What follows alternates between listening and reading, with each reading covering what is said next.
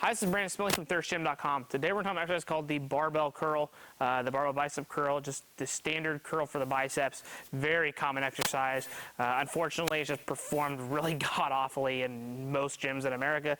So we're going to kind of talk about just some key coaching points and cues you might use to make sure you're doing it correctly, get the most bang for your buck out of exercise, and then at the same time that some of the benefits from it. So I do think that the barbell curl can be a good exercise for bicep development, but if you happen to be lacking some shoulder and wrist mobility, you're really internally rotated from years of bench pressing like myself, sometimes this can cause some havoc. So just make sure that you're not having any kind of issues. The dumbbell version might be a better option for you if you're dealing with some of those problems. So I've just got a regular standard 45-pound barbell here, and we're going to grab it with our palms up, and then the width is going to be up to you, okay? So, you can certainly go wider or narrower. I think generally just as long as your hands are on the outside of your body and you're able to keep your arms somewhat locked into the side and the elbow joint is pointing back behind you. So what we don't want to have happen is we don't want to try to get to where the elbows is like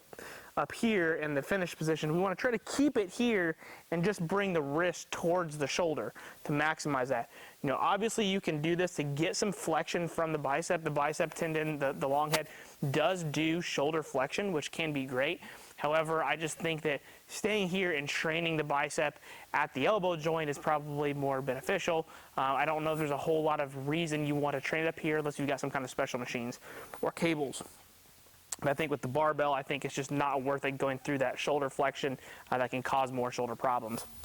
So palms are up, hands are glued kind of on my side here. I'm just going to walk forward out of the rack, let it hang long. I want to make sure that my shoulders aren't pulled forward. I'm going to make sure they're pulled back, but my ribs are still down, so I'm not going to be extended like this.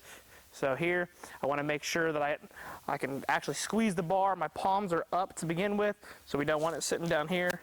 Make sure my palms are up, and I'm going to keep, like I said, keep those elbows glued by my side, pointed back behind me, and then just pull my palms towards my shoulders, and then back down.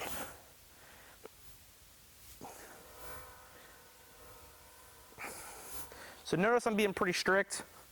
I'm not doing that, one of those things, or sitting here doing this. Okay, time and retention certainly has its place, but we're just talking about good quality reps here, all the way up and all the way down.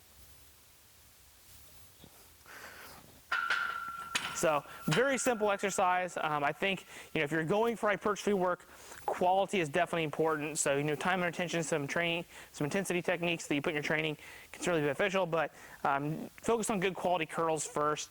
I think you'll see some progress in terms of putting some size on your arms, but also keeping your elbows healthy if you happen to be some kind of strength sport athlete. I really think that for most curling variations, 3 to 5 sets of probably 8 to 12 repetitions with the barbell is a great place to be.